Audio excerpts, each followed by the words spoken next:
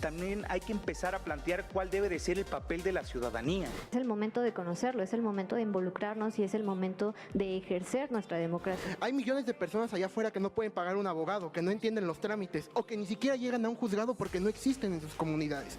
Necesitamos que la justicia esté bajo la sombrilla teórica y los principios de humanismo mexicano.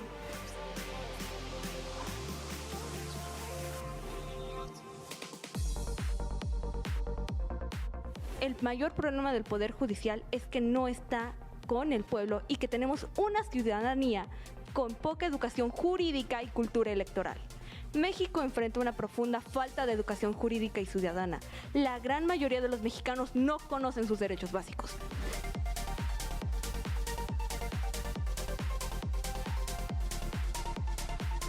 Nuestro país necesita perfiles éticos con verdadera vocación de servicio. No más nombres heredados o favores políticos disfrazados de méritos. Sin juezas y jueces realmente autónomos no puede haber justicia verdadera.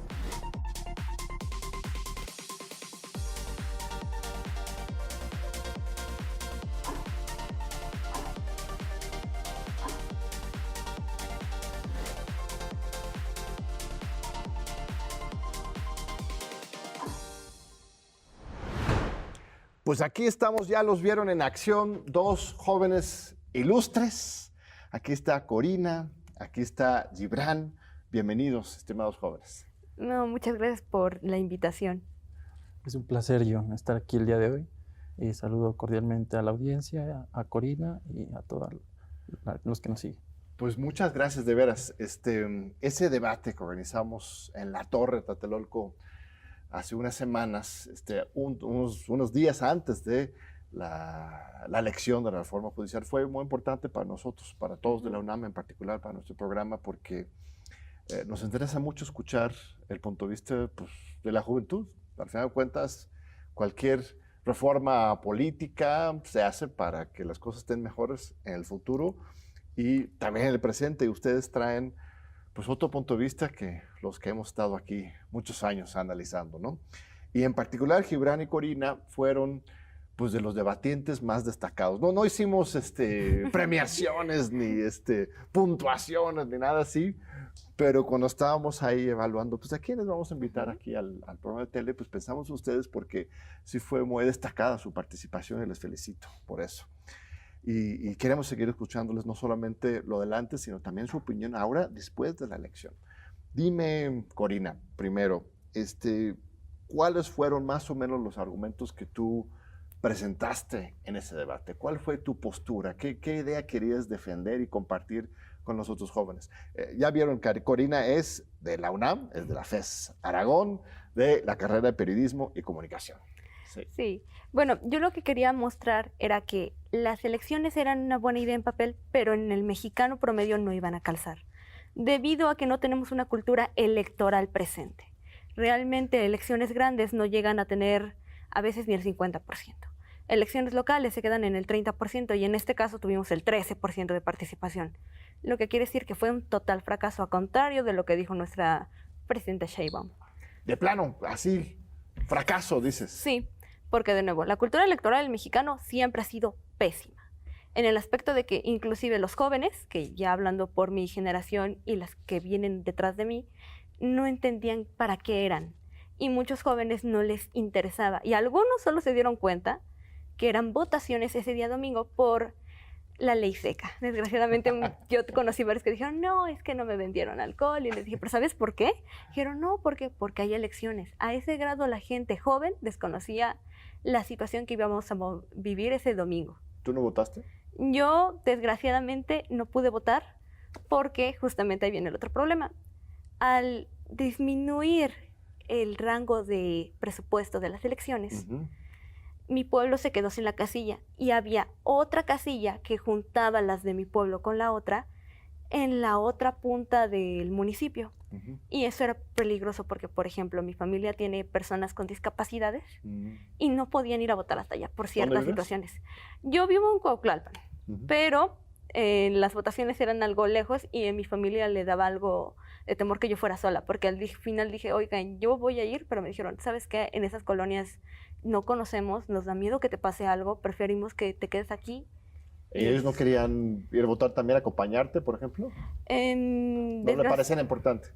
Les parecía algo que decían, no, es que en esas colonias seguramente nos van a robar el voto, seguramente en esas colonias van a terminar vendiéndolas.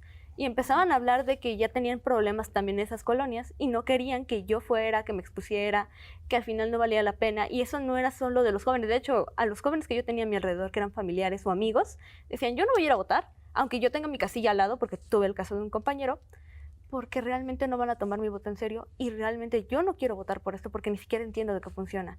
Y otros jóvenes decían, ¿yo para qué voto? Mi voto nunca se toma en cuenta. Así ha sido una y otra vez. Y estoy hablando de personas que apenas cumplieron 18 años, 20 años. A ver, Gibran, ¿tú sí votaste? Sí, claro. Ah, ok, bien.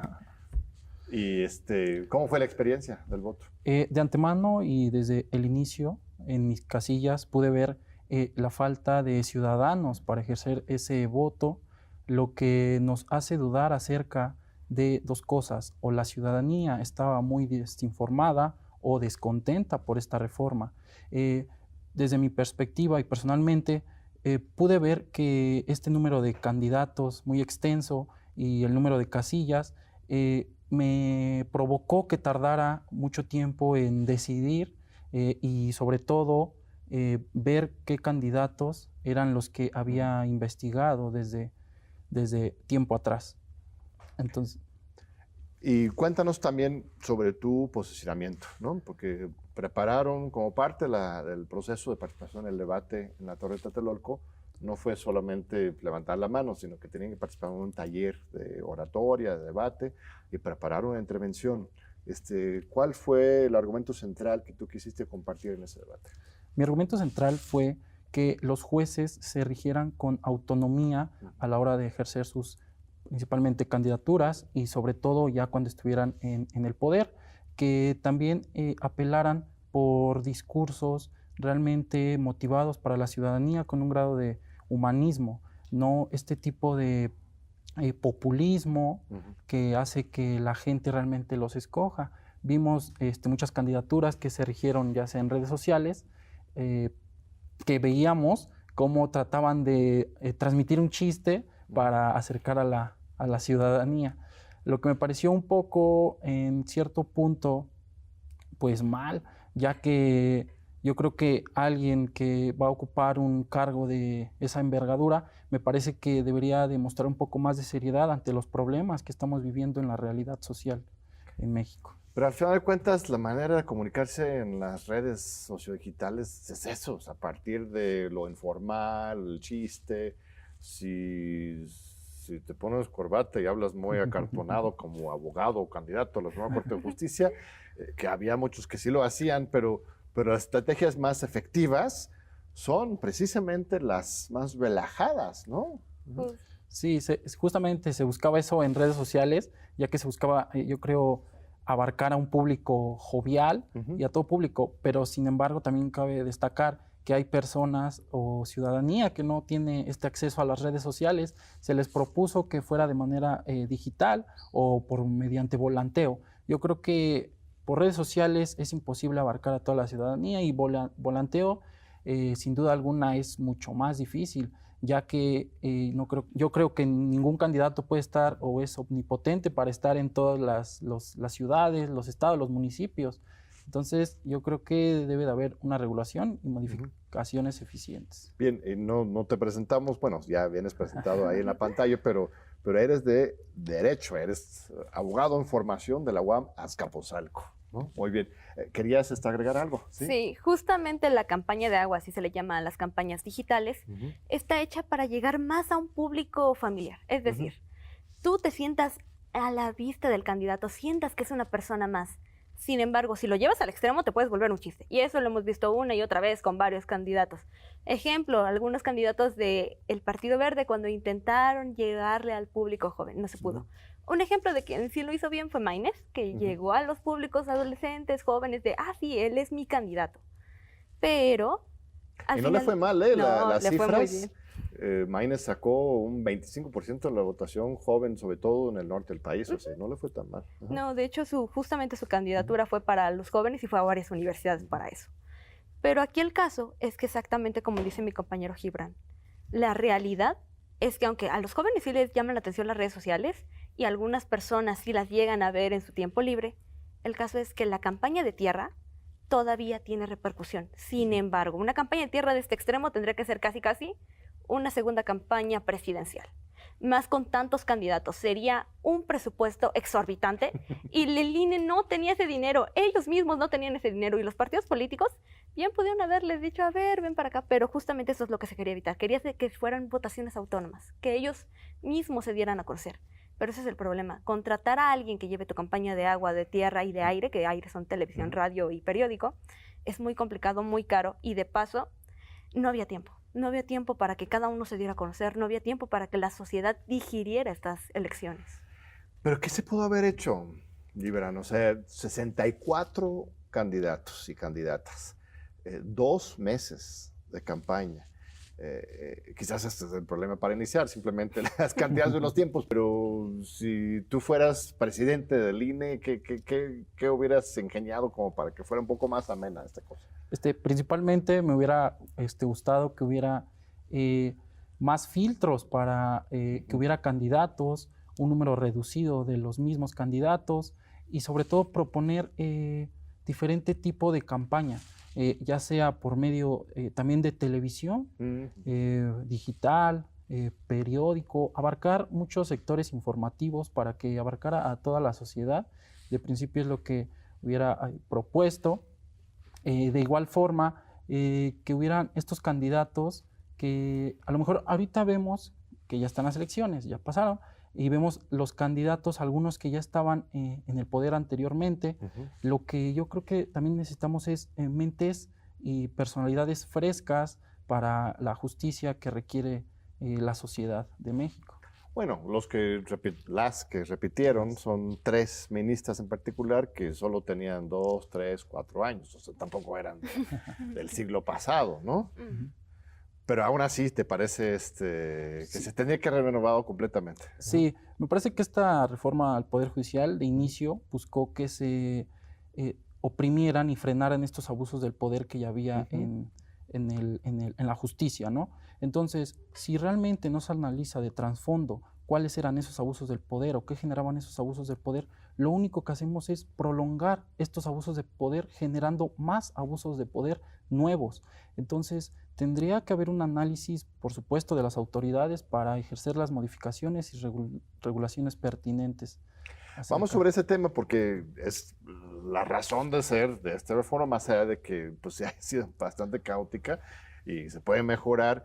La motivación para la reforma era que la gente percibía a la Suprema Corte y no solamente todo el Poder Judicial como un coto vedado, alejado de la sociedad, lleno de pues, corrupción, nepotismo, muchos problemas, ineficiencia, injusticia. ¿Coincides con ese diagnóstico, Corina? Bueno, como también lo dije en el debate, podemos hacer 1000 reformas, podemos hacer miles de órganos reguladores. El problema no es como tal las reformas ni eso, el problema es quién las ejerce, quién las pone en práctica. Y vamos a compararlo. Y esto es muy común en el fútbol mexicano. Pierde la selección y ¿a quién cambian? No a los jugadores, cambian al director técnico. Es lo mismo que estamos haciendo aquí. ¿Está bien? Podemos decir que, sí, tal vez esta sea la solución, pero si la siguen regulando las mismas personas y si las mismas personas, va a ser igual, no va a cambiar. Hay millones de expedientes todavía amontonados ahí y cada vez que hay un cambio de ya sea reforma, ya sea de administración, tardan meses en solucionarlos. Si ya tenían, digamos, 6 meses atrasado un caso, ahora se va a atrasar 1 año, 6 meses o más. ¿Pero por qué? ¿Con qué bases afirmas eso? Si supuestamente los nuevos juzgadores, algunos repetidos, pero muchos nuevos, van a llegar con nuevos bríos, ya saben que el votante o la votante es quien decide, entonces van a querer ahora sí dar justicia y tener un mejor desempeño eficiente del Poder Judicial. ¿Por qué de repente decretas que se van a triplicar los problemas? No es que se tripliquen, más bien, primero hay que considerar algo, ¿cuántos casos tenían atrasados, digamos, la administración pasada? Esos tendrían que ir primero. Ahora, ¿cuántos se van a atrasar ahora? Más los nuevos que van a llegar, va a ser un colapso al sistema, porque siempre que llega un nuevo sistema, y eso es en general, suelen colapsar porque tienen que empezar de cero, tienen que rehacerlo. Claro. No es que colapse por la ineptitud, sino colapsa porque el sistema tiene que adaptarse primero y ser eficiente. Porque son personas nuevas, justamente. ¿Qué piensas, cuáles fueron, para empezar, regresar al tema del diagnóstico, cuáles fueron los problemas centrales que había y siguen existiendo dentro del Poder Judicial hoy? Desde mi punto de vista, yo creo que eran todo este nepotismo y apadrinamiento que seguía este poder, y no solo el judicial, también lo vemos en el legislativo, en el ejecutivo. Entonces, yo creo que de raíz era cortar con todas esas cadenas que ya teníamos arrastrando en nuestra sociedad. Asimismo, proponer, repito, frescura dentro del Poder Judicial, y no solo por populismo, no solo apelar por el populismo, sino simplemente destacar en qué ha destacado los candidatos, qué han hecho por la ciudadanía, porque este cargo no solo requiere de burocracia, sino también requiere de humanismo hacia la sociedad, hacia la realidad social, que camine en las calles de la cruda realidad social que existe en nuestro país. Es lo que principalmente se buscaría, y no seguir con estos problemas pasados. El ministro presidente electo, Hugo Aguilar, ha dicho, por ejemplo, que no quiere usar toga, ¿no? Quiere ir en su ropa tradicional o de alguna otra forma, pero romper un poco con estas prácticas excesivamente formalistas. ¿Estarías de acuerdo con eso? Estoy de acuerdo en que cada persona elija y ejerza su desarrollo de la personalidad de manera libre, como lo estipula nuestra Constitución. Asimismo, referente al el presidente de la Suprema Corte de Justicia de la Nación electo, Hugo Aguilar, me parece que dio un posicionamiento acerca de eso, donde refiere que va a reformar, cuando de inicio sabemos quienes reforman es el Poder Legislativo. También. Pero el reglamento de sesiones sí lo pueden modificar el mismo Sí, plano. claro. No creo que esté en la ley que tenga que usar toga, ¿no? No está en la ley, ¿No? pero por lo que recuerdo de mi visita a la Suprema Corte, porque un día fui, dijeron que esa toga, el peso de la toga, porque es muy pesada, era que representaba que ellos llevaban el peso del reglamento y del sistema en su cuerpo, que de ellos dependía. Entonces era algo más simbólico que algo así obligatorio. Era Claro. más... Es que justamente por eso lo preguntaba, porque Gibran decía que necesitamos una justicia que camine en las calles, que se deshace de estas ropajes del poder. Pero me están cortando, vamos a un breve corte, regresamos en 2 minutitos para este fascinante diálogo con 2 brillantes estudiantes, no se vayan. Aquí estamos de regreso con Gibran Pérez Cera, él es alumno de la Facultad de Derecho de la UAM Azcapotzalco, y Corina Gallegos López, ella es de la FES Aragón, estudiante de Comunicación y Periodismo. Regresamos contigo, Gibran. Estábamos hablando de este tema. Entonces, ¿estás de acuerdo o no que se deshagan de las togas? Desde un punto de vista, siempre hemos visto que las autoridades llevan un distintivo para reconocer el cargo que ejercen para la ciudadanía. Lo vemos ejemplo de ello los policías, que traen su nombre de este lado, en el hombro, ya sea el rango o la posición que ocupan. Entonces, me parece importante que sí, tanto jueces, los magistrados y ministros sigan utilizando la toga para que la ciudadanía distinga y vea quiénes son realmente sus personas servidoras de la nación. Ok, pero por ejemplo, cuando la ministra Lenya Batres, que estaba antes y que sigue, de repente decidió ir a mítines públicos, ¿no? Reunirse en asambleas, en la calle, la gente se escandalizaba porque justamente para eso ella se quitaba la toga y rompía con el protocolo, la idea del juez o la jueza etérea, más allá de todo. ¿Eso sí está bien? ¿Eso sí es algo positivo o, Sí, o ni eso? Sí, justo. Desde ese punto se menciona que es una imagen pública, estratégica de las personas servidoras de la nación. Ejemplo de ello, las candidaturas presidenciales, se dice que sin la barba representa que estás más libre hacia la ciudadanía y que te puede ver sin este filtro. Entonces, Híjole, vamos a tener que quitarnos las barbas. yo creo que sí. Pero sí, justo, es eso. Regresando al tema de Hugo Aguilar, me parece que es una persona que está velando por los intereses indígenas en este caso, pero también me parece importante que abarquemos todos los sectores que existen en la sociedad y específicamente los más vulnerables que hay dentro del país. ¿No tienes tú, Corina, esperanza de que con esta nueva configuración de la Corte, bueno, es todo el Poder Judicial, pero estamos enfocándonos en la Corte, haya más sensibilidad, justamente? O sea, los perfiles de los que llegaron, estos 9 ministros y ministras, sí tienen otra visión, en principio, en comparación con los de antes, que fueron nombrados por una manera muy jerárquica, directa, por cuotas partidistas.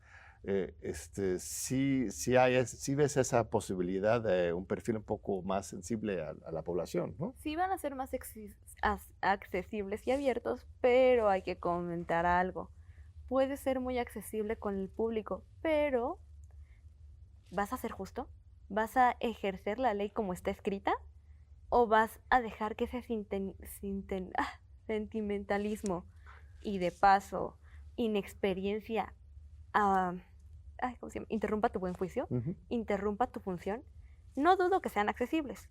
El problema es, ¿van a cumplir bien su función o estamos viendo algo que puede que sí, puede que no, que de repente tengan preferencia por, digamos, las juezas por las mujeres, los jueces por los hombres, o peor, que tengan preferencia por algunas ideologías o ideas, y eso nos está poniendo en problemas, porque de por sí tenemos una sociedad muy revuelta con diferentes opiniones e ideas, nos estamos arriesgando también a eso.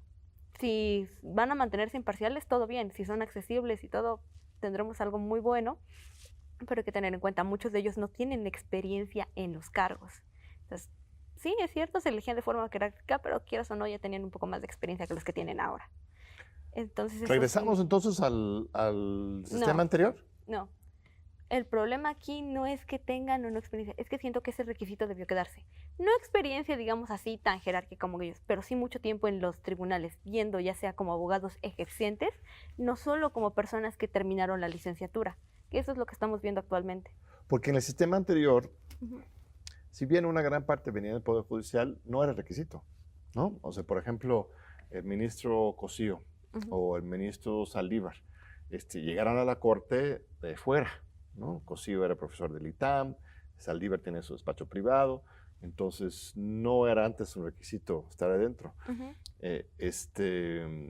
Pero tú lo pondrías entonces de requisito, independientemente de que sea electo por el Congreso o por la elección popular, que tengan ya experiencia dentro del Poder Judicial. Sí, que tengan una experiencia previa, para que ya sepan bien cómo se ejerce bien la ley sin caer en esas banalidades de ser muy, muy, muy abierto, tanto que te permito lo que sea. Okay. ¿Qué piensas tú? ¿Qué sería como un perfil ideal para futuros procesos de renovación de la Corte y en general de los jueces? Todos los perfiles son adecuados siempre y cuando entiendan simplemente la interpretación que debe de llevar la ley hacia la sociedad.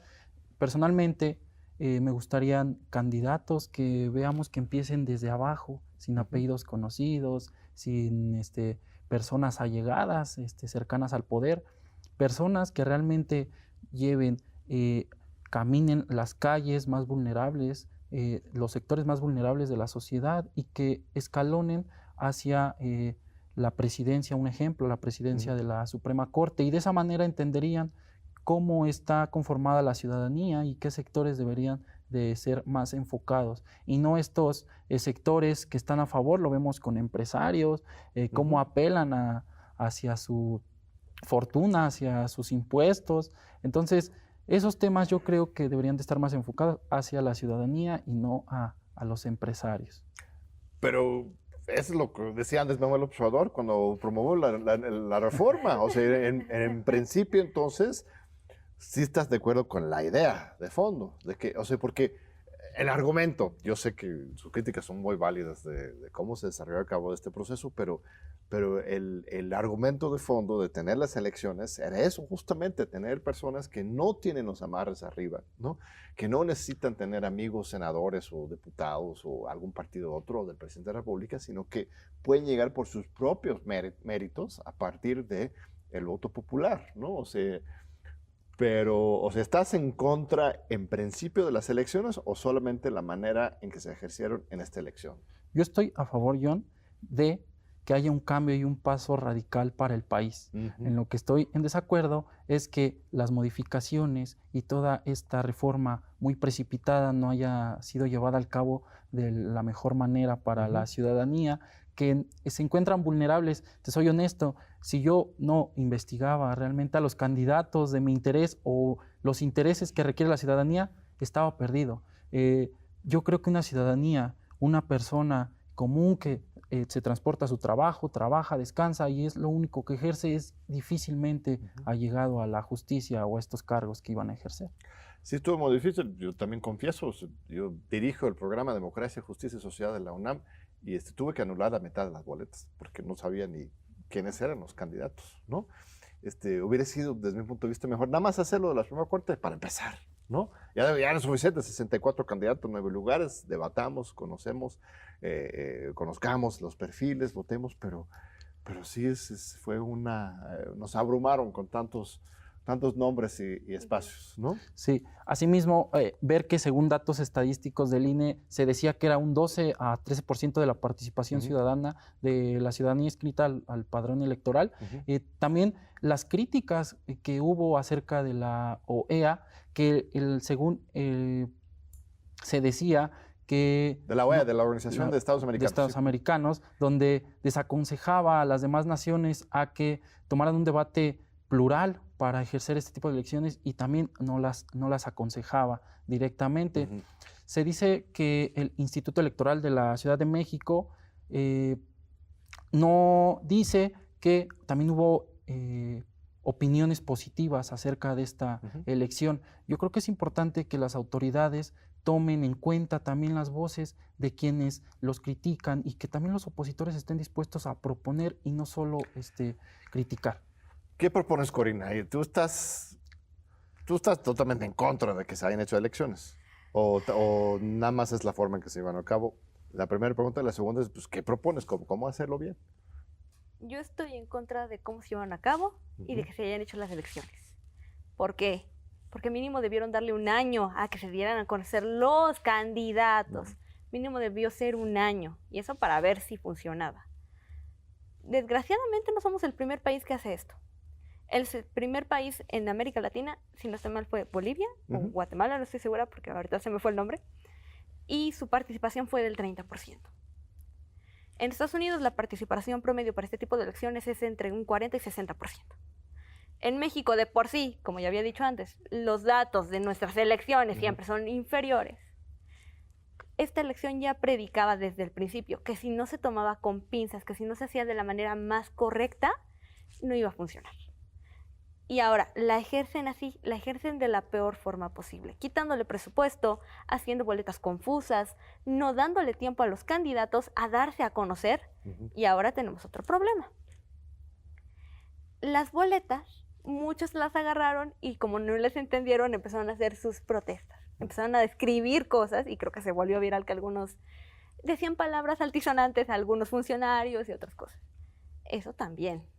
La gente se lo tomó a juego y la gente dijo, no, pues ya, como sea. Todo eso, nosotros como ciudadanos, los que votamos, los que no votamos, los que votaron, los que no le entendieron, los que entendieron, también fue perjudicial. Por eso digo que estoy en contra, porque nadie les enseñó ni les educó para votar. No de esa forma, no en estas elecciones.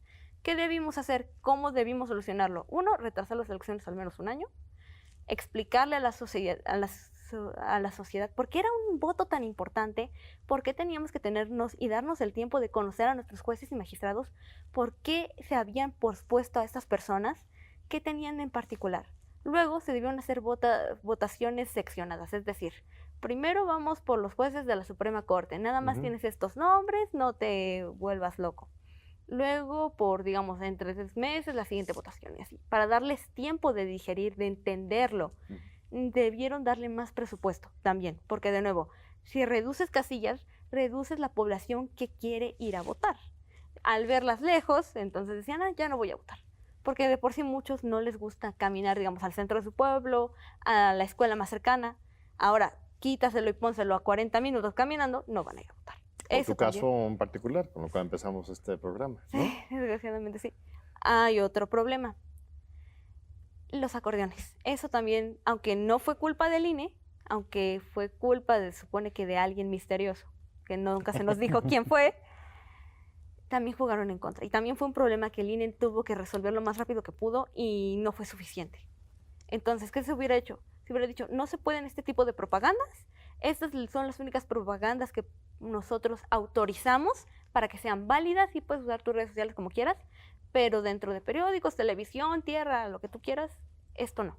Porque esto hace que el votante promedio diga, sí, es que así me enseñaron a votar. Y lo tomen como el único instructivo que tienen a la mano. Lo que perjudicó a estas elecciones y la solución era básicamente prohibir este tipo de propaganda. Es muy interesante lo que estás diciendo porque al final de cuentas se está dando como una especie de pedagogía negativa sobre las elecciones, ¿no? O sea, es la gente al tomar de broma las boletas, al acostumbrarse a traer sus acordeones, como que se desprestigia, se desacraliza el ejercicio del voto, ¿no? Entonces puede tener un impacto futuro. Pero yo también reflexionaría sobre una pedagogía positiva, que es el tema de que, pues aquí estamos, y la sociedad está hablando de los jueces, los magistrados, los ministros, o sea, de repente sabemos que existen estas personas, que muchos ni sabían eso, y que hay diferentes niveles y que diferentes ideologías y puntos de vista, o sea, eso mismo que el poder judicial, que era un poder totalmente aislado, que solamente si tienes mala suerte tendrías que toparte con un juez, ¿no? Y ahora que de repente estemos discutiendo esto, eso sí es un avance, ¿no, Gibran? Sí, claro, es un avance justo que desde nuestra perspectiva juvenil tengamos en claro qué hemos visto a lo largo de todo este proceso, ¿no? Y justo proponer, justo debatir acerca de qué se va a ver y qué se vio. Sin duda alguna, retomando los temas de las elecciones, se dice que hubo solicitudes de más de 300,000 observadores hacia la elección, que se dice que el 40% fue descartado porque justo tenían afiliaciones a partidos políticos. Entonces, simplemente con esas cosas hacia la ciudadanía nos siembra una duda acerca de si hubo autonomía y sobre todo si va a haber imparcialidad en la justicia del país. ¿Desconfías de los electos? Claro, según medios y con lo que me informo, se dice que casualmente en los acordeones fueron las personas que quedaron electas. Se dice que es más probable que ganes el melate a que estas personas quedaran elegidas en base a los acordeones. Bueno, no era una cuestión de suerte, no, justamente es el tema. O sea, era una campaña y, y diferentes candidatos tenían diferentes apoyos. Eso es normal, ¿no? Y el hecho de que, bueno, Claudia Sheinbaum tiene 82% de aprobación. A ver, si les preguntara en su casa si aprueban o desaprueban la presidenta de la República hoy, ¿qué dirían? Dirían que sí, la aprueban totalmente. Pero ustedes, por ejemplo. No. Personalmente apruebo todo lo que ha hecho, pero desapruebo que no está abierta a las críticas del periodismo y de la ciudadanía. Eso está bien, pero aquí tenemos dos puntos de vista ahí, pero justamente en un país en donde 80% de la población apoya a su presidenta, en que hay pues un partido dominante, es lógico que pues hubiera pues cierto consenso también en cuáles son los mejores candidatos, ¿no? ¿No, Corina? ¿O no lo ves como una expresión democrática de ninguna manera? Yo diría que es un prototipo de expresión democrática, porque sí teníamos las herramientas, teníamos la boleta, a los participantes, a los candidatos, pero era un prototipo porque jamás se había hecho y no se tenía la información correcta y todo fue tan rápido que se hizo mal, de todas partes. Entonces, por eso fue un prototipo. No es que no haya sido algo democrático. Al final de cuentas, la gente sí fue a votar. Poca, pero fue a votar. Y desgraciadamente, cuando muchas personas, se fueron como 12 millones de personas, 13 millones de personas, ¿no? ¿De un país de cuántos? Bueno, sí, claro. Entonces, ahí es cuando digo, sí, tal vez digan, no, es que es por estadística casi imposible que ellos ganaran. No realmente si consideramos que ellos fueron los más sonados y que, digamos, de un pueblito de 1000 personas votaron 100 personas y votaron por esos nombres, era muy fácil saber quién iba a ganar. No era cuestión de suerte, era cuestión de yo te conozco a ti y como es lo único que entendí, yo voy a votar por ti. No era suerte, por eso digo, también es un prototipo democrático, porque sí votaron, pero votaron con la poca información que tenían. Sí, bueno, en cierto sentido siempre es el caso. Nunca hay transparencia plena para el voto, pero no por ello vamos a tirar al bebé con el agua sucia, como dicen, ¿no? O sea, vamos a limpiar el agua y cuidar ahí la esencia. O sea, por las mismas razones que estás ofreciendo, podríamos acabar con las elecciones para la presidencia de la República. Mejor hagámoslo por encuesta o que el Senado nombre el presidente. Bueno, hay sistemas parlamentarios en que más o menos es así. Nos están llamando a un segundo corte. Regresamos ahorita para continuar con este muy importante debate. Muchas gracias, jóvenes, y gracias a nuestro público. Ahorita regresamos. De regreso, aquí estamos con Gibran Pérez Cera, alumno de Derecho de la UAM Azcapotzalco, y con Corina Gallegos López, alumna de Periodismo y Comunicación de la gloriosa FES Aragón. Ahí estuvimos recientemente en una conferencia, me encantó el ambiente, hay mucha sed de conocimiento en Aragón. No tengo el privilegio, bueno, sí he estado en la UAM Azcapotzalco hace unos años, también muy bonito el campus, y la comunidad, desde luego. Gibran, entonces, ¿estás de acuerdo con esta idea, esta necesidad de acercar la justicia a la gente, ¿no? Sí, claro. Criticas muy frontalmente, te viene el debate, el tema del nepotismo, ¿no? Que existe, y el cerrazón que existe en el Poder Judicial. Entonces, pues quizás podría servir de algo de las elecciones, pero en 2 años, pero en esta vez hemos visto sus críticas de problemas con la implementación. En 2 años más va a haber otra elección, ¿no? Ya no de los ministros de la Corte o alguno que otro, no sé cómo sus periodos, no, ninguno es de 2 años, ¿no? 2 años no será la Corte, pero va a haber de los otros cargos. ¿Qué recomiendas? ¿Cómo hacer que el próximo proceso sea más pleno, más participativo, más democrático? Primeramente, exhorto a todas las autoridades competentes a tomar estas críticas como críticas constructivas para la nación. No estamos apelando a tu partido, no estamos atacando a tu partido, estamos defendiendo a la sociedad de México. Entonces, todas estas críticas no se las deben de tomar personal y escuchar y llegar a más sectores de la población. Asimismo, nos decía el presidente electo de la Suprema Corte de Justicia de la Nación, que demos un voto de confianza hacia su persona, las personas que anularon o dejaron en blanco su voto. Como ciudadano estoy de acuerdo en que haya progresividad a nuestra justicia. También me gustaría que se abarquen todos los sectores, asimismo, sobre todo que haya un derecho progresivo en México. Ya vimos el pasado, ya hemos estado en el pasado, entonces a partir de ahí, ver qué es lo que realmente se requiere para obtener una justicia pronta y expedita para la sociedad. Cuando dices progresiva, ¿a qué te refieres?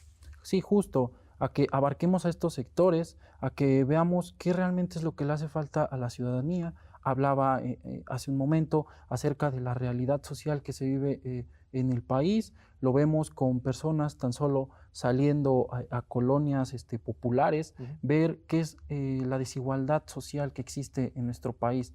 Es fundamental que no solamente lo vean detrás de su escritorio, desde lejos, que tomen estos casos a personas realmente importantes económicamente, sino que realmente también se centren en la ciudadanía que está vulnerable a los actos de injusticia que se viven.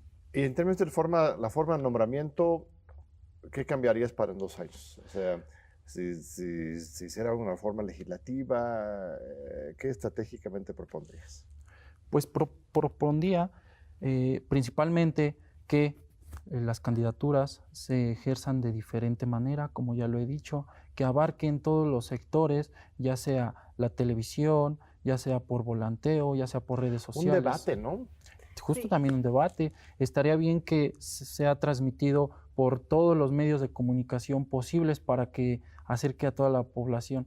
Y justo con esta reducción de candidatos se podría generar mayor conocimiento de su persona, de los candidatos. Y no solamente decir, no tengo por quién más votar, aquí lo tengo escrito, voy a ir a la urna y voto por esa persona, y aceptar todas estas corrupciones que se viven en la elección. A ver, Corina, ¿cuál es el problema principal con la impartición de justicia hoy en México? Estaba hablando con un abogado, un compañero que, igual que Gibran, está estudiando para ser abogado. También hablé con algunas chicas que ya egresaron y me dijeron lo mismo. Nuestra justicia está escrita en papel. Como tal, nosotros tenemos que seguir esta regla. Como tal, la justicia de nuestro país está escrita aquí. No es justicia como tal. Son las reglas que nosotros tenemos que seguir para defender, proteger y ejercer su, por así decirlo, licenciatura. Olvido la palabra. Entonces, el mayor problema es ese. Seguimos con las mismas reglas que hemos estado modificando, igual que la Constitución. Modificas y ahora tenemos un Frankenstein. Y es cierto, y ustedes lo pueden ver viendo nuestras constituciones, viendo todo. Necesitamos crear algo nuevo, 100% nuevo, no solo modificaciones. Ahorita esto fue una reforma. Entonces ese es nuestro problema. Seguimos remendando el saco que ya está roto y va a seguir rompiéndose. Nosotros lo que tenemos no es un problema cualquiera, es un problema en papel. Y este papel es el que dicta cómo se va a organizar todos nosotros. Tenemos que cambiar esto desde cero. Ese es el mayor problema que tenemos. Que nos estamos sirviendo por papeles que han tenido modificaciones tantas, que ya no queda nada del original. ¿Por qué no crea algo nuevo? Algo que se adapte a la sociedad actual. Un nuevo Congreso Constituyente.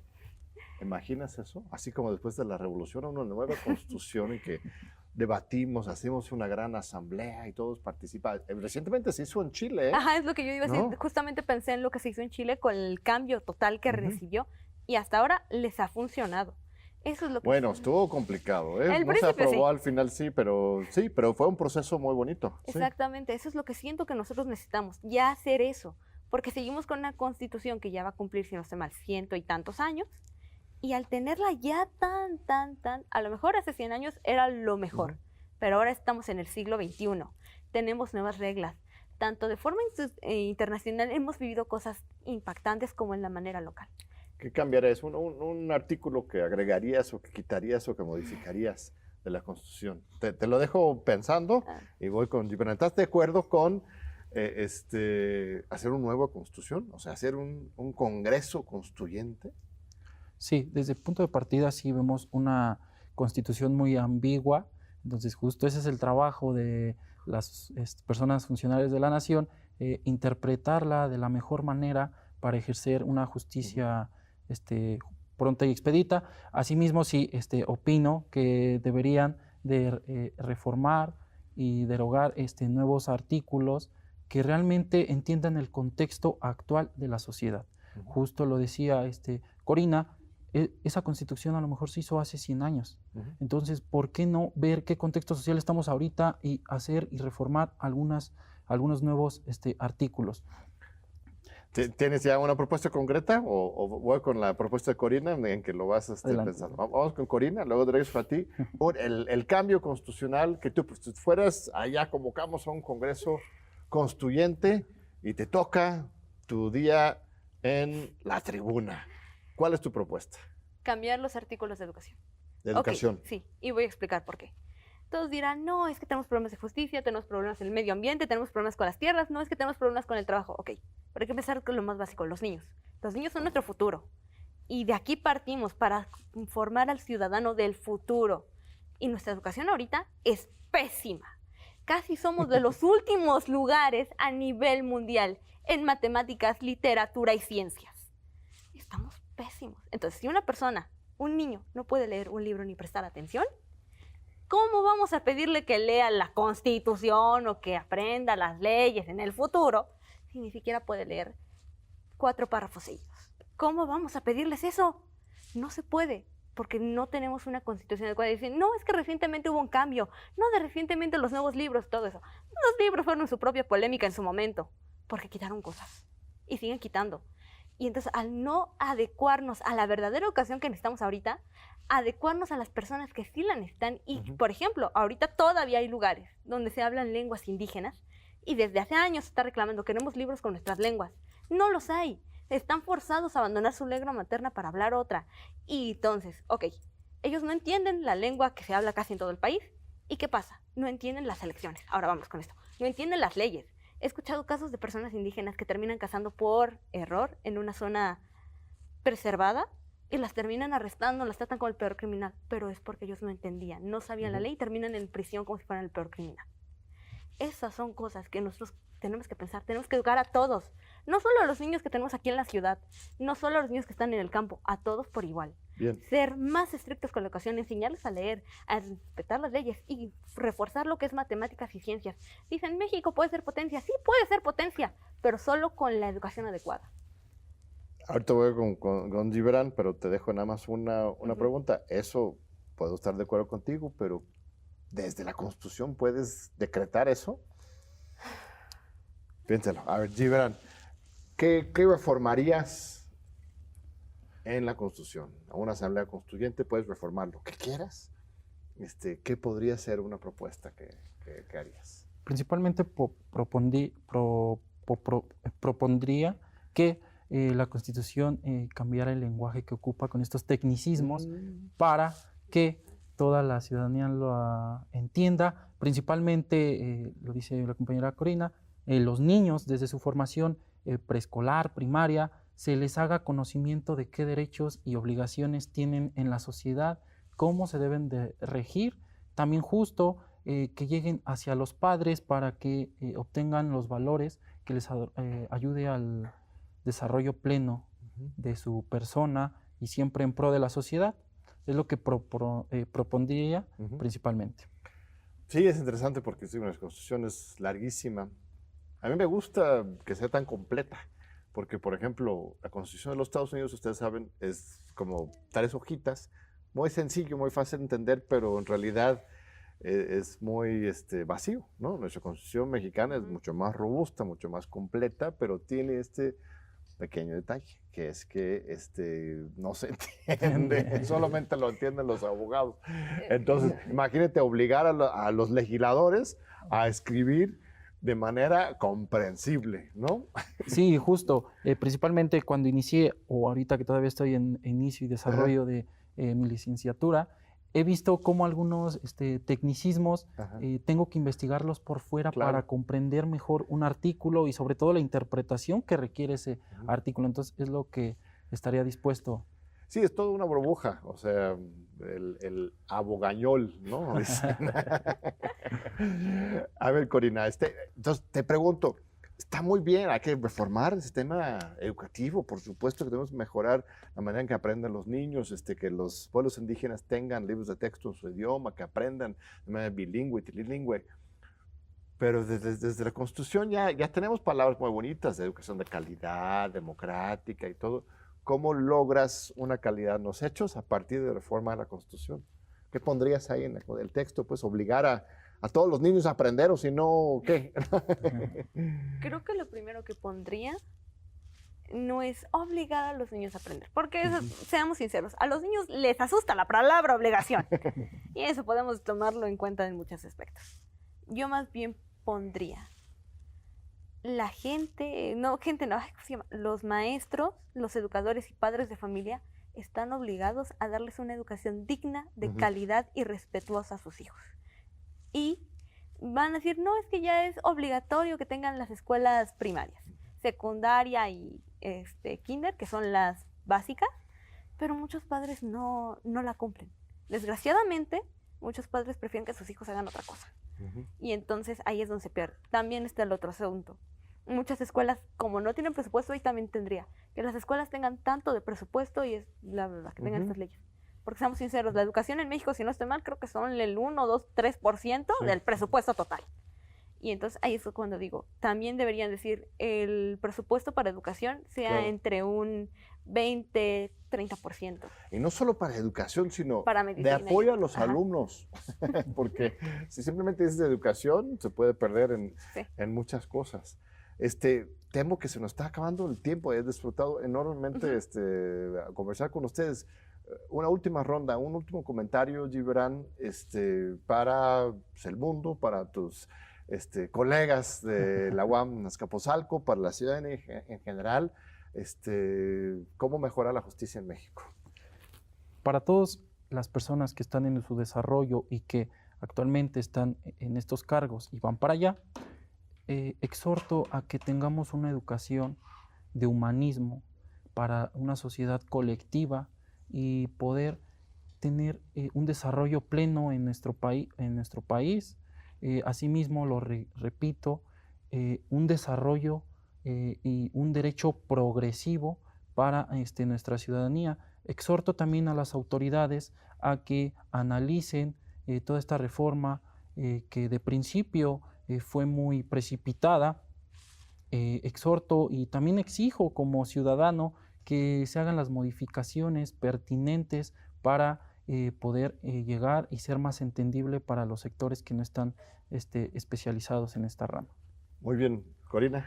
Bueno, primero a la sociedad y a los comunicólogos y periodistas, los exhorto también a aprender más sobre estos temas, porque sí, muy bonito algunos periodistas que están en política, pero también suelen hablar mucho con tecnicismos y la gente no los entiende. Y la gente, está bien, no les podemos pedir al INE que nos dé todo en bandeja de plata y nos enseñe. También es nuestro deber sabernos informar. Entonces yo creo que lo más importante es que todos tengamos ese, aunque sea 5 minutos de entender nuestras leyes, nada más leer un pequeño repaso y eso. Y sí, puede ser complicado, pero también nosotros como comunicólogos tenemos que traducir de los idiomas más complejos a los más casuales para que las otras personas lo entiendan, para que nosotros les mostremos esta realidad. Y yo creo que a los jóvenes es lo que más exhorto, investiguen qué leyes tienen ahora. Si tienes 15 años, prepárate 3 años para que sea tu primera votación. Y tienes que estar listo. Tal vez para muchos, por familia, eso piensan que no sirve de nada, pero realmente sirve. Es lo que cambia nuestra sociedad.